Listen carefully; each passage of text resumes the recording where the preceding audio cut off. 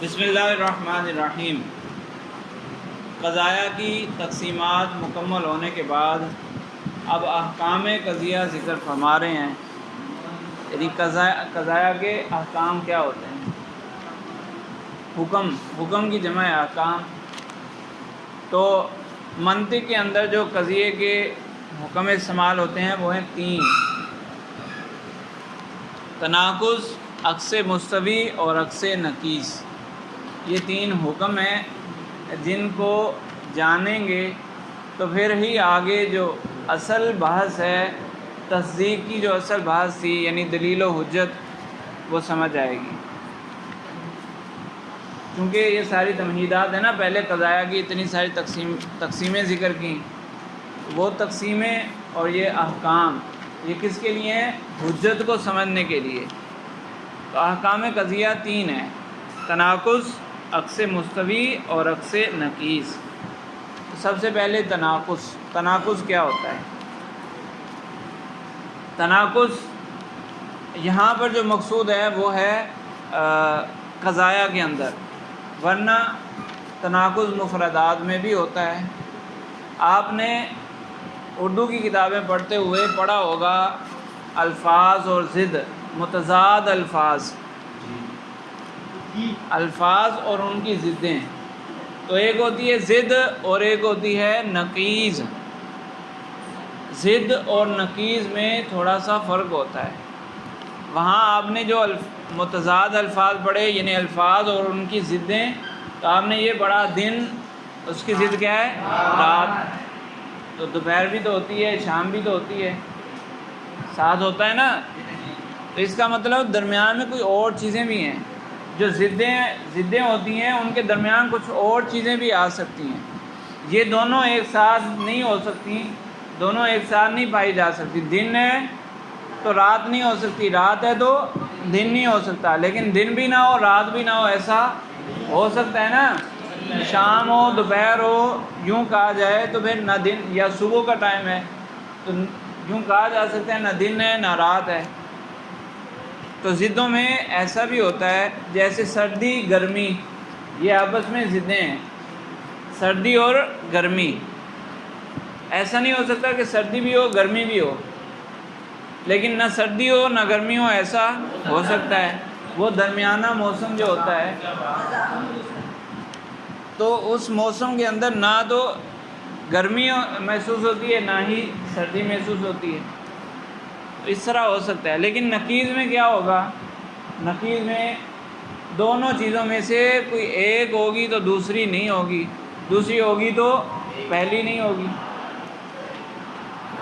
جیسے اگر کہا جائے انسان اور لا انسان، انسان اور لا انسان، تو دنیا جہان کے اندر پائی جانے والی ساری چیزیں یا تو انسان ہوں گی یا لا انسان ہوگی۔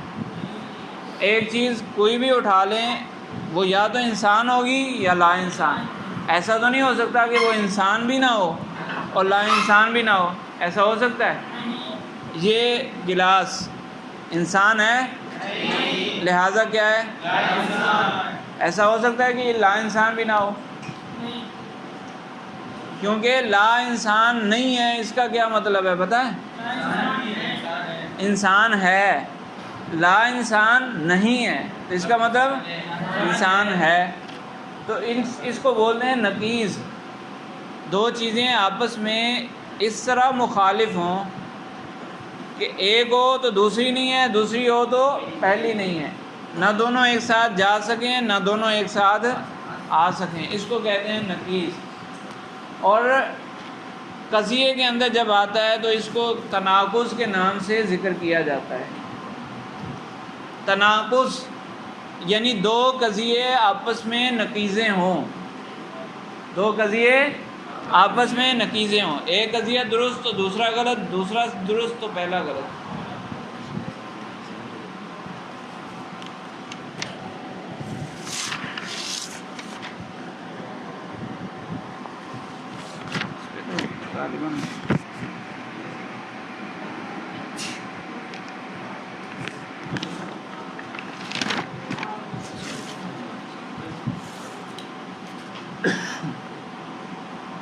سمجھ آئی؟ قضیوں کی بات آئے گی تو دو قضیوں میں تناقض ہوگا، تو مطلب یہ ہوگا کہ دو قضیوں میں سے دو قضیوں کا اس حالت میں ہونا، اس طرح ہونا کہ ایک درست ہو تو دوسرا غلط، اور ایک غلط ہو دوسرا درست، ایک غلط ایک کو جھوٹا مان لیں تو دوسرا سچا ہوگا، اور ایک کو سچا مان لیں تو دوسرا جھوٹا ہوگا۔ اس کو کہتے ہیں تناقض۔ سمجھ آ گئی؟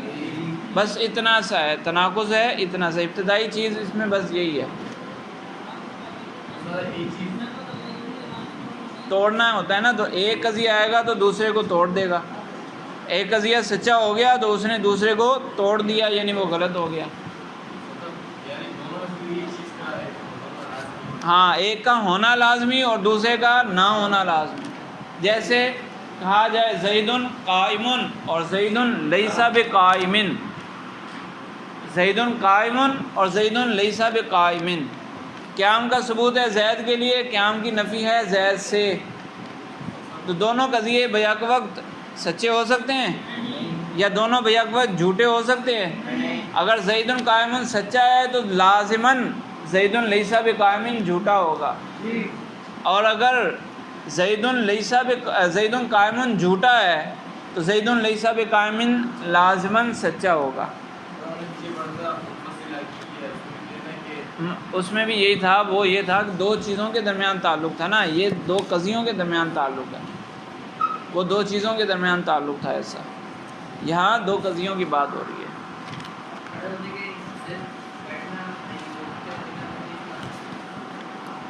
ضد ہے بیٹھنا، کھڑے ہونے کی ضد ہے بیٹھنا، لیکن کھڑے ہونے کی نقیض بیٹھنا نہیں ہے۔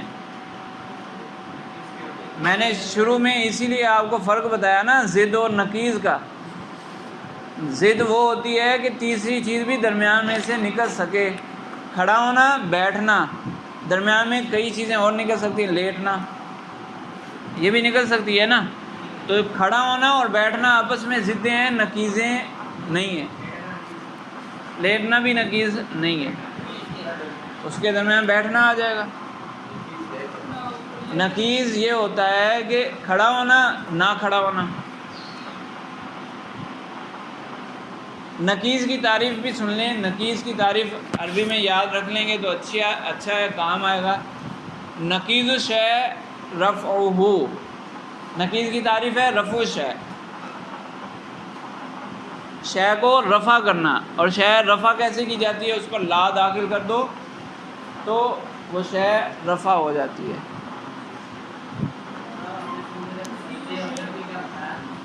جی ہاں، کہاں نقیض مانا؟ ضد بولا تھا میں نے، نقیض نہیں بولا، اس کو ضد بولا تھا۔ ضدیں جو بھی دو موسم جمع کرو گے وہ آپس میں ضدیں ہوں گی، نقیض نہیں ہوگی۔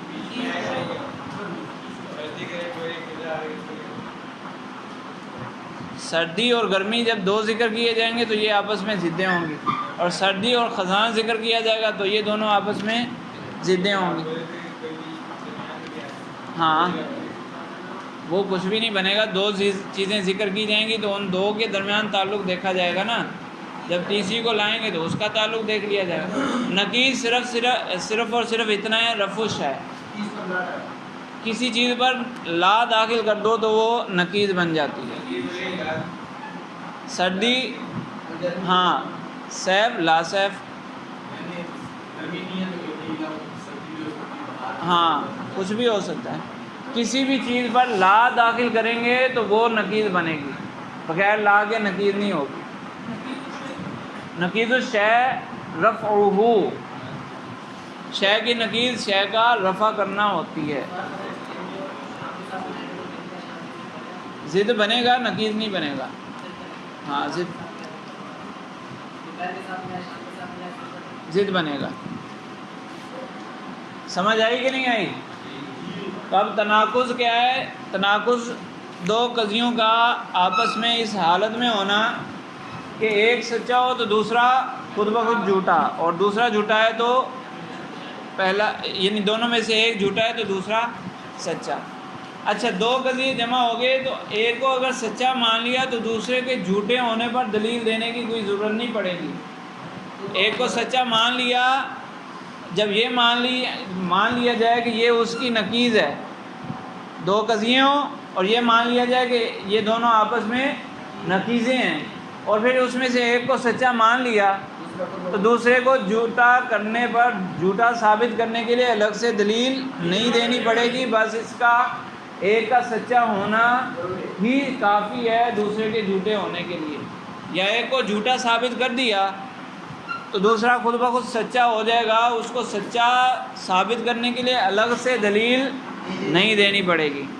سمجھ آئے گی نہیں آئے گی؟ تو یہ آگے اسی طرح استعمال ہوگا، دلیل آگے دلیل و حجت ہے نا، تو دلیل و حجت میں پھر اسی طرح استعمال ہوگا، یہ بطور دلیل استعمال ہوگا، جو تناقض ہے وہ بطور دلیل استعمال ہوگا۔ حضرت صاحب کھڑے ہو جائیں۔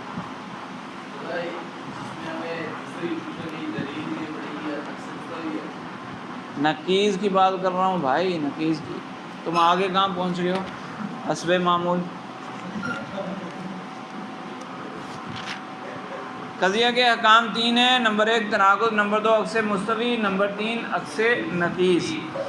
تناقض کی تعریف: دو قضیوں کا ایجاب و سلب میں اس طرح مختلف ہونا، سمیع اللہ کھڑے ہو جاؤ، ایجاب و سلب میں اس طرح مختلف ہونا کہ ان دونوں میں سے ہر ایک کا صدق باعتبار ذات کے دوسرے کے کذب کا تقاضا کرے۔ پہلی شرط کیا ہے کہ دونوں کا ایجاب و سلب میں مختلف ہونا، ایک موجبہ ہوگا تو دوسرا سالبہ، تبھی تناقض بنے گا۔ زید قائم اور زید قاعد، ان میں تناقض نہیں ہوگا، دونوں میں سے ایک موجبہ ہو اور دوسرا سالبہ ہو تبھی تناقض بنے گا، ٹھیک ہے؟ تو ایک موجبہ ہو اور ایک سالبہ ہو، اس طرح کہ ایک کا سچا ہونا ہی دوسرے کے جھوٹے کا تقاضا کرے، جھوٹے ہونے کا تقاضا کرے، اور ایک کا جھوٹا ہونا ہی دوسرے کے سچے ہونے کا تقاضا کرے۔ تو یہ جو ہے نا، ان میں سے ہر ایک کا صدق باعتبار ذات،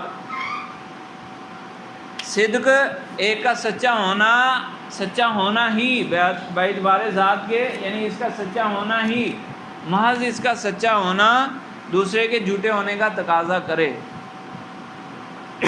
یعنی ان دونوں قضیوں میں سے اگر ایک سچا ہوگا تو دوسرا ضرور جھوٹا ہوگا، نہ دونوں سچے ہو سکتے ہیں اور نہ ہی دونوں جھوٹے ہو سکتے ہیں۔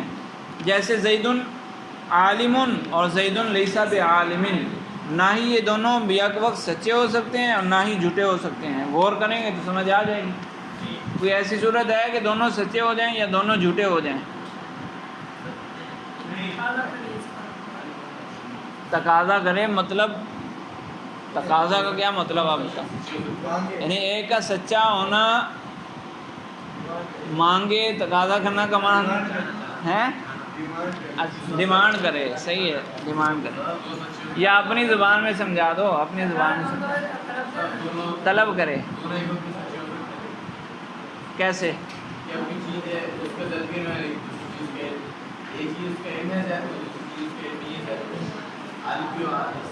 یہ ساری تفصیل آگے آ رہی ہے، ابھی صرف زید عالم اور زید لیس بعالم کی بات کرو، وہ ادھر ادھر کی چیز درمیان میں نہیں ملاؤ، صرف اتنی بات کرو کہ زید عالم اور زید لیس بعالم، یہ دونوں سچے ہو سکتے ہیں۔ اسی حالت میں وہ تم نے اضافی قید کیوں لگا رہے ہو ساتھ میں؟ پھر وہی بات، تم نے آگے جانا ہے تو وہ آ رہی، آگے تفصیل آ رہی ہے نا بھائی، تفصیلات آگے آ رہی ہیں۔ اچھا بس کرو، خاموش ہو جاؤ۔ شرط تناقض، اب ہم نے پیچھے جو قضایا کی تقسیمات پڑھی تھیں، بہت ساری قسمیں پڑھی تھیں نا، یہ جو تینوں احکام ہیں، قضیے کے تینوں احکام، اس میں زیادہ تر جو بات کی جاتی ہے وہ محصورات اربع کی بات کی جاتی ہے، چونکہ آگے جو دلیل و حجت آئے گی، دلیل و حجت میں بھی زیادہ کارآمد، زیادہ کام آنے والے وہ محصورات اربع ہی ہوتے ہیں، لہذا یہاں پر زیادہ بات محصورات اربع کی ہی کی جائے گی۔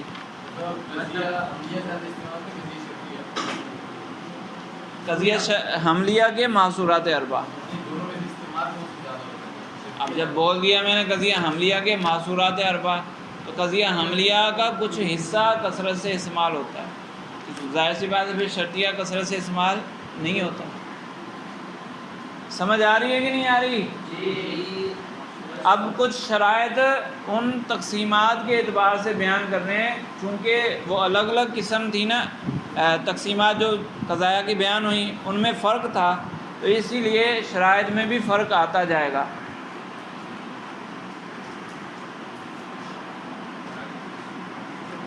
سمیع اللہ سائڈ پہ ہو جاؤ.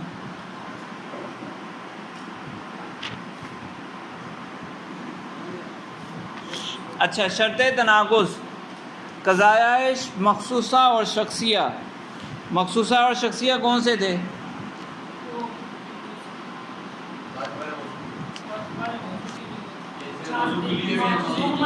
ہاں، باعتبار موضوع کے قضیہ کی 4 قسمیں تھیں کہ اس کا موضوع جزئی ہوگا یا کلی ہوگا.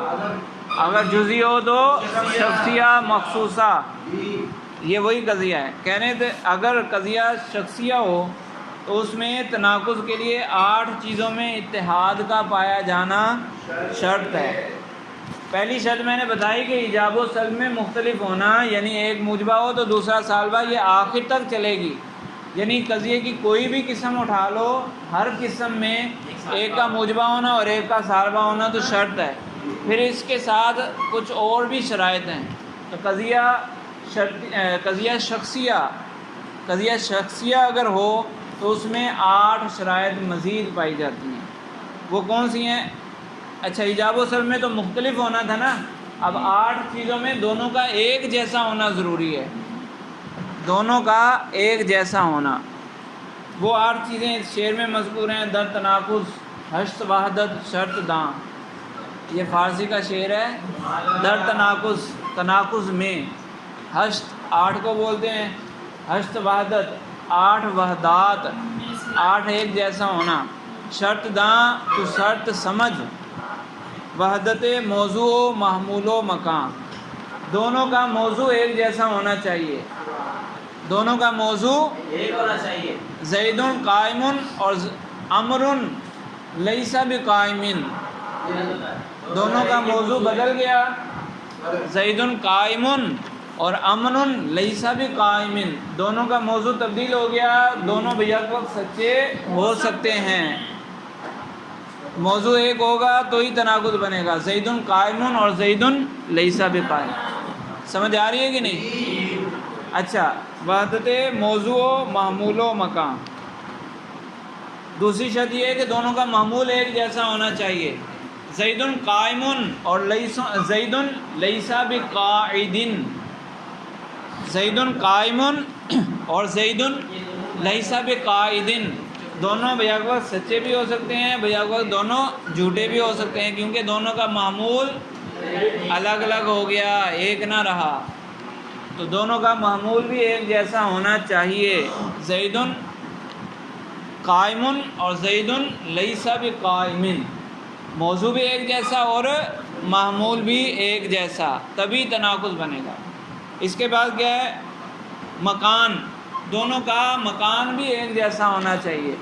زید قائم فی المسجد، زید لیس بقائم فی البیت. دونوں سچے بھی ہو سکتے ہیں، دونوں جھوٹے بھی ہو سکتے ہیں، کیونکہ دونوں کا مکان الگ الگ ہو گیا، تو مکان بھی ایک ہونا چاہیے. احمد سیدھے ہو جاؤ. دونوں کا، پھر دونوں میں سے کوئی ایک سچا ہوگا، ایک جھوٹا ہوگا. زید قائم فی الصف، زید لیس بقائم فی الصف. اب ان میں سے ایک سچا ہوگا، ایک جھوٹا. دونوں بیک وقت نہ سچے ہو سکتے ہیں نہ جھوٹے ہو سکتے ہیں.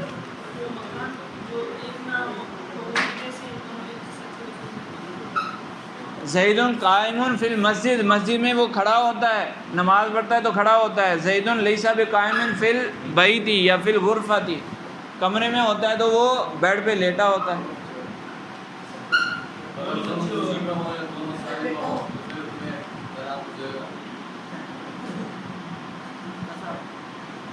اس بات کا جواب میں دے چکا ہوں یا نہیں دے چکا؟ میں نے جواب دیا یا نہیں؟ تم پھر حسب معمول پیچھے چلے گئے ہو. یہ شرط پیچھے پڑھ لی، جب پیچھے والا پڑھا رہا تھا تو تم آگے جا رہے تھے، اور جب آگے چلا گیا تو تم پیچھے آ گئے. تو تم صرف اس کی طرف توجہ کیا کرو نا جو پڑھا رہا ہوں. اس میں سوال پیدا ہونے کا مقصد، جو پہلے آپ کے ذہن میں سوال پیدا ہوا تھا وہ ہونا چاہیے، ہو گیا، اچھی بات ہے. لیکن یہ جو سوال ہے نا یہ فضول ہے، کیونکہ پہلے بتا دیا کہ شرط ہے. 2-3 دفعہ میں بتا چکا ہوں کہ موجبہ اور سالبہ میں مختلف ہونا شرط ہے. تو پھر دوبارہ سوال کیسے پیدا ہو گیا ہے؟ توجہ نہیں تھی نا. یہی تو کہہ رہا ہوں، جو بتایا جا رہا ہے صرف اس کی طرف توجہ رکھو گے تو فائدہ ہوگا. جی زید لیس بقائم فی الصف، دونوں میں سے ایک سچا ہوگا ایک جھوٹا ہوگا. زید قائم فی الصف، زید لیس بقائم فی الصف. ہاں تو پھر تو مکان بدل گیا نا، دونوں سچے بھی ہو سکتے ہیں، دونوں جھوٹے بھی ہو سکتے ہیں.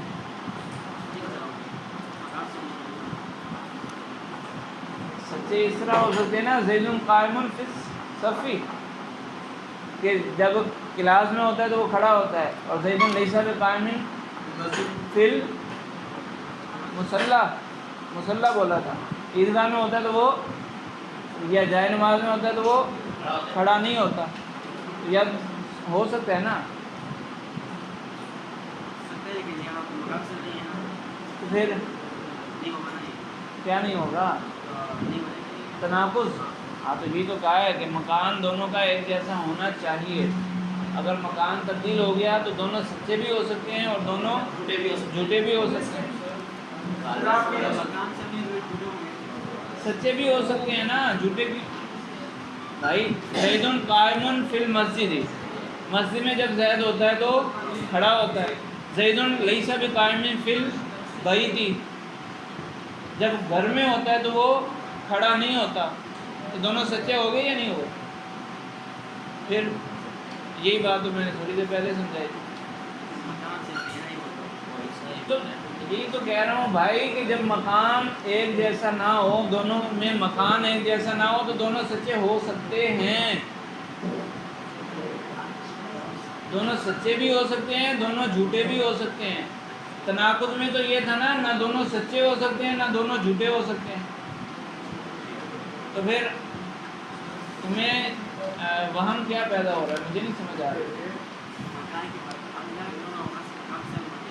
تناقض کبھی بنے گا یعنی ایک کے سچے ہونے سے دوسرا جھوٹا ہو جائے، ایک کے سچے ہونے سے، ایک قضیے کے سچے ہونے سے دوسرا خود بخود جھوٹا ہو جائے. اس کے لیے یہ بھی ضروری ہے کہ دونوں کا مکان ایک جیسا ہو.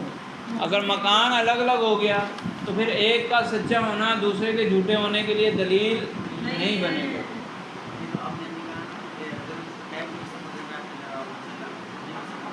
ہاں ہاں ہاں، غور کرنا، بعد میں اس کو سمجھا دینا.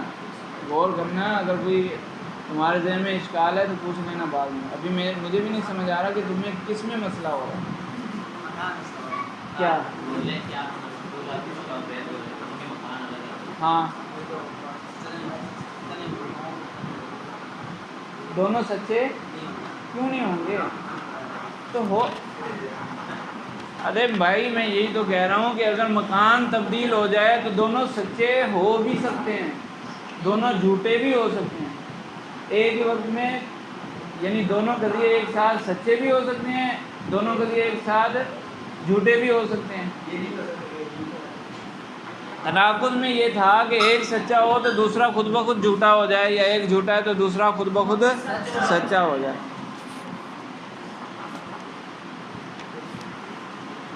بہرحال یہ مزید چیزیں اس کو پھر انشاءاللہ آگے بڑھیں گے 3 شرطیں ابھی ہو گئیں. ایک شرط تو یہ تھی کہ دونوں مختلف ہوں، ایجاب و سلب میں مختلف ہوں. پھر قضیہ شخصیہ کے لیے 8 شرطیں، یعنی 8 چیزوں میں اتفاق ضروری ہے. شعر کو آپ نے یاد کرنا ہے. در تناقض ہشت وحدت، 8 وحدات شرط داں تم اس کو شرط سمجھو. وحدت موضوع و محمول و مقام 3 ہو گئیں. وحدت شرط، شرط ایک جیسی ہونی چاہیے، اضافت ایک جیسی ہونی چاہیے، جز و کل، جز کل کے اعتبار سے دونوں ایک جیسے ہونے چاہیے. جز تفصیل آئے گی انشاءاللہ، آئے گی. قوت، میں بول رہا ہوں تفصیل آئے گی. تو پھر قوت و فعل است، قوت و فعل میں بھی دونوں برابر ہونے چاہیے. بالقوہ بالفعل کے اعتبار سے بھی دونوں ایک جیسے ہونے چاہیے. در آخر زمان، دونوں کا زمانہ بھی ایک ہونا چاہیے. ایک نہیں ہوگا زمانہ تو بھی تناقض نہیں ہوگا. تو یہ 8 چیزیں ضروری ہیں تناقض کے لیے. ٹھیک ہے. ہاں، وحدت کا مطلب ایک جیسا ہونا. چلیں یہاں تک سبق مکمل ہو گیا.